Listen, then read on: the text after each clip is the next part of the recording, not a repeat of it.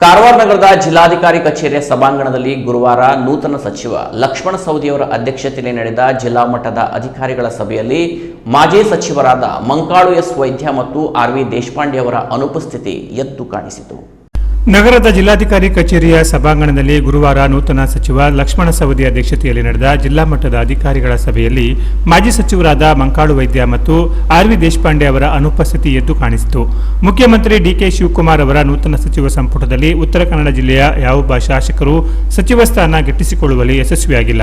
4 ಕಾಂಗ್ರೆಸ್ ಶಾಸಕರಿದ್ದರೂ ಜಿಲ್ಲೆಗೆ ಸಚಿವ ಸ್ಥಾನ ನೀಡದ ಕಾಂಗ್ರೆಸ್ ಪಕ್ಷದ ವಿರುದ್ಧ ಅನೇಕ ಸ್ವಪಕ್ಷೀಯರೇ ಅಸಮಾಧಾನ ಹೊರಹಾಕಿದ್ದು, ಬಿಟ್ಟರೆ ಜಿಲ್ಲೆಯ ಯಾವೊಬ್ಬ ಶಾಸಕರು ಬಹಿರಂಗವಾಗಿ ಅಸಮಾಧಾನ ಹೊರಹಾಕಿಲ್ಲ. ಜಿಲ್ಲೆಯ ಬಹುತೇಕ ಶಾಸಕರು ಮಂತ್ರಿ ಸ್ಥಾನ ಜಿಲ್ಲೆಗೆ ನೀಡುವುದೇ ಆದಲ್ಲಿ ನನಗೆ ನೀಡಿ, ಇಲ್ಲವಾದಲ್ಲಿ ಜಿಲ್ಲೆಯ ಯಾವೊಬ್ಬ ಶಾಸಕರಿಗೂ ಮಂತ್ರಿ ಮಾಡಕೂಡುದು ಎಂಬ ನಿಲುವು ಹೊಂದಿದ್ದರು ಎಂದೇ ಹೇಳಲಾಗುತ್ತಿದೆ.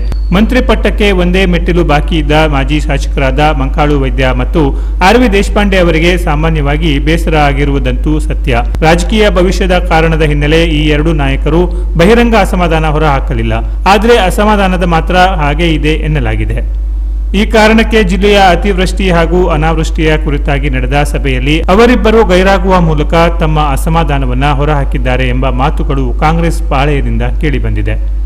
Canara plus news, Karwar.